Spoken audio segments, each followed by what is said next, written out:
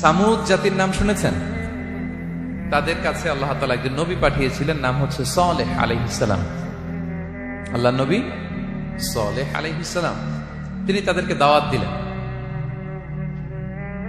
যে হে আমার জাতিগোষ্ঠীর লোকেরা, এক আল্লাহর ইবাদত করো। তারা অবাধ্য হলো। তিনি সত্যের পথে আহ্বান করলেন, তারা এই কথা শুনলো না। একটার পর একটা আল্লাহর পয়গাম আসে, তারা অবাধ্য হয়, তারা আল্লাহ তাআলার আদেশকে মানে না।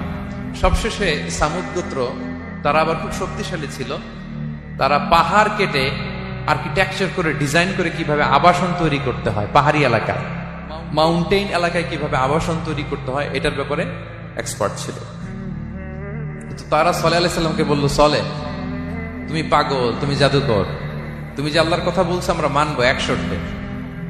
যদি এই পাহাড়ের ভেতর থেকে 10 মাস গর্ভধারিণী একটা উট যদি বের করে আনতে পারো, এমন একটা শি ক্যামেল উট যদি বের করে আনতে পারো, যেই উটের পেটের ভেতরে একটা বাচ্চা থাকবে এবং উটটা পাহাড় থেকে বের হয়েই বাচ্চা ভূমিষ্ঠ করবে, এরপরে উটের দুধ যেন আমরা খেতে পারি, তুমি যদি এইটা দেখাইতে পারো তাহলে বুঝবো তুমি সত্য নবী। দোয়া করলেন।